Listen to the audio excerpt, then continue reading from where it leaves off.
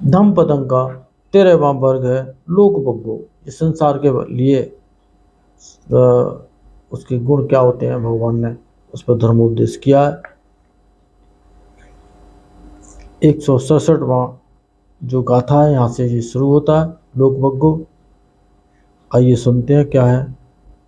हीनं धम्मं न सेवेय्य पमादेन संवसे मिच्छादिट्ठि न सेवेय्य नसिया लोकवर्धनो।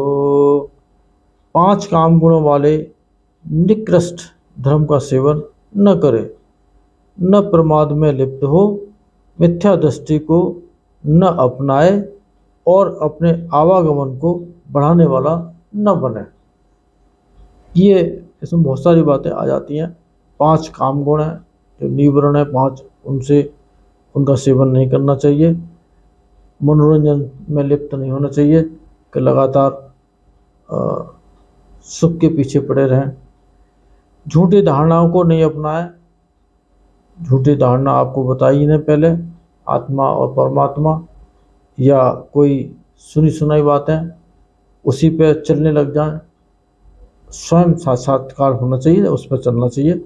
ये इससे जो है आवागमन लंबा होता है और इन सब के को दूर करके सम्यक जीवन जीते हैं तो वो आवागमन छोटा होता है। अत्यर्थेनपमञ्जेय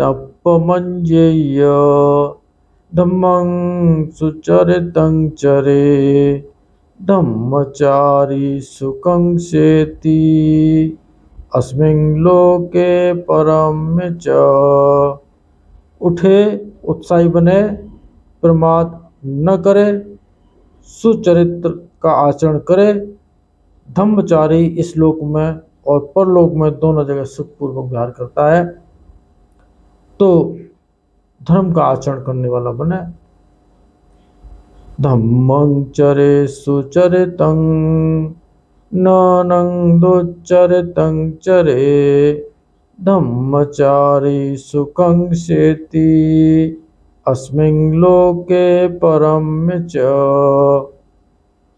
धम्मं चरे सुचरितं, सुचरित्र धर्म का आचरण करे, दुराचरण से बचे। धर्मचारी इस लोक और परलोक दोनों जगह सुखपूर्वक सोता है। चैन से नींद लाने के लिए व्यसन नहीं, आचरण की आवश्यकता होती है।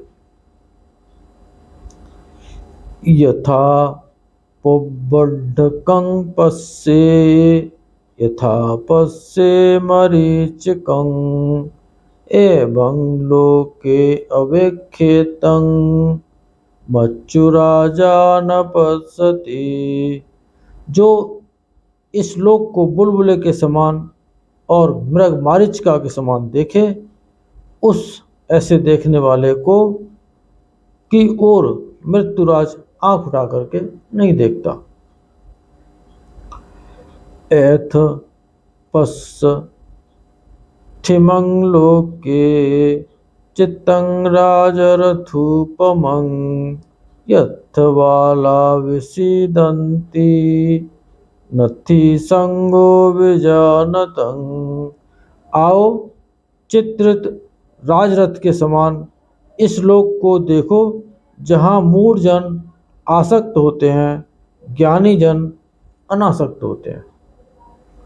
इसी संसार में जो रमण करते हैं वो मूर्ख होते हैं और इनसे दूर हो जाते हैं, अनासक्त हो जाते हैं, इनमें कोई रुचि नहीं लेते हैं। वो ज्ञानी होते हैं और वो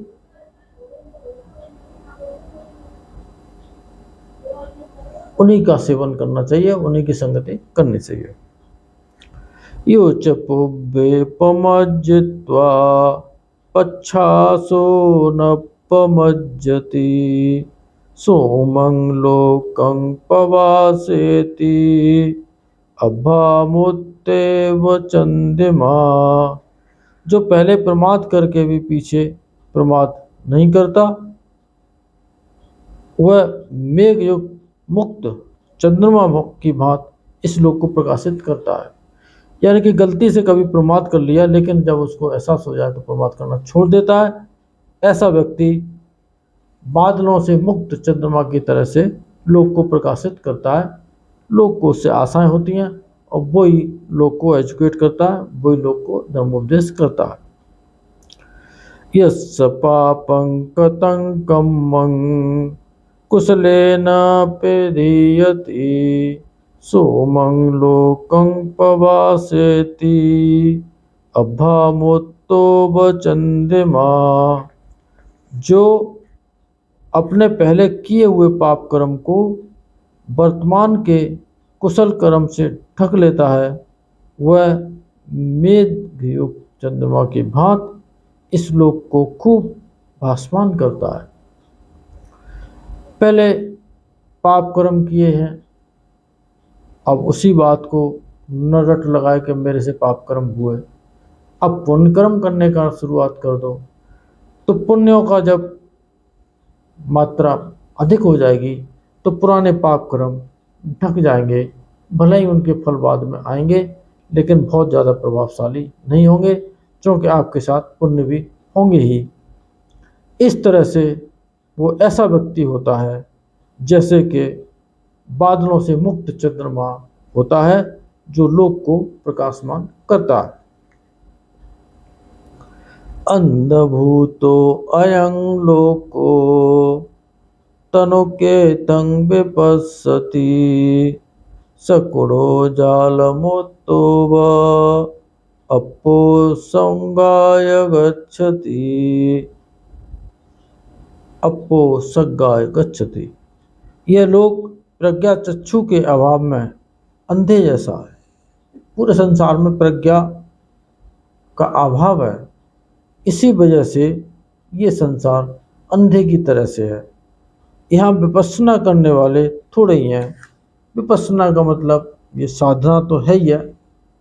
विपश्यना का अर्थ होता है कि विशेष रूप से अपने आप को देखना जैसा पहले कभी नहीं देखा है, संवेदनाओं के आधार पर देखना और उससे बोध जगाना, प्रज्ञा जगाना। ये जाल से मुक्त हुए पक्षी की भांति बिरले ही सुगति अथवा निर्वाण को जाते हैं, बाकी तो जाल में फंसे रह जाते हैं। ये संसार एक जाल है, इसमें जो काम भोगों का आस्वाद है ये जाल में फंस जाने जैसा है। और जो इसे ठोकर लगा करके आर्य अष्टांगिक मार्ग पर चल देते हैं, धीरे धीरे करके वो निर्वाण को लाभी हो जाते हैं, निर्वाण प्राप्त कर लेते हैं। बाकी तो संसार में जो अवागमन के फेर में पड़े रहते हैं, इनकी संख्या बहुत है। हंसा दिच्च पथेयन्ति आकाशे यन्ति इद्धिया नियन्ति धीरा लोकम्मा जत्वा मारं सवाहिनी। हंस सूर्यपथ आकाश में जाते हैं, कोई रिद्धि बल से आकाश में जाते हैं। पंडित लोग सेना सहित मार को जीतकर इस लोक से निर्वाण को ले जाए जाते हैं, अर्थात निर्वाण प्राप्त कर लेते हैं।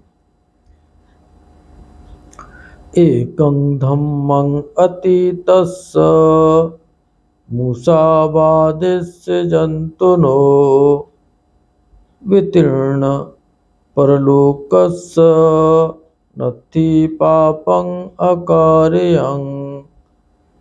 एक धर्म सत्य का अतिक्रमण कर जो झूठ बोलता है, परलोक के प्रति उदासीन, ऐसे प्राणी के लिए कोई इस प्रकार का पाप नहीं रह जाता जो वह न कर सके। यानी कि जो अपने भीतर के सत्य को मार डालता है, वो संसार में किसी भी पाप कर्म को कर सकता है। जो संसार में पाप कर्म विद्यमान है, उनमें से किसी को कर सकता है। नवे कदरिया देवलोकं वजन्ति बाला हवे न पसन्ति दानं धीरो च दानं अनुमोदमानो तेनेव सोहोति सुखी परत्थ। कृपण लोग यानी कि लोभी, कंजूस देवलोक में नहीं जाते। मूढ़ लोग ही दान की प्रशंसा नहीं करते। पंडित व्यक्ति दान का अनुमोदन करता हुआ उसी कर्म के आधार पर परलोक में जाकर के सुखी होता है। जो दान का अपनी एक महिमा है, ये दान एक पारमिता है, पहली पारमिता है, दान से शुरू होती है। दान किसे करें? जो पुण्य क्षेत्र है उसे दान करना चाहिए, जो संघ है उसे दान करने से ही महाफल होता है। और उसके बाद शील समाधि प्रज्ञा के रास्ते चलने पर महाफल होता है। तो 10 पारमिताओं में से दान एक महत्वपूर्ण पारमिता है। 10 पारमिताओं को पूरा करना होता है, तब कहीं जाकर के और ये रास्ता खुलता है। पत्थव्या एकरज्येन सगमनेन वा सबलोकधिपत्येन सुतापत्यफलं वरं। पृथ्वी के एक छत्र राज्य अथवा स्वर्गारोहण अथवा सारे लोगों के आधिपत्य से अधिक उत्तम है श्रोतापत्ति का फल। चूंकि इस श्रोतापत्ति फल के प्राप्त होने से अधिक से अधिक 7 जन्म ग्रहण करने पड़ते हैं और फिर वो लोक को ठोकर मार करके और अनंत अवस्था में पहुंच जाते हैं। इसलिए ये श्रेष्ठ है। लोक भग्गो समाप्त होता है। इन सत्य वचनों से आप सबका मंगल हो, भला हो, कल्याण हो, संसार के सारे प्राणी सुखी हो।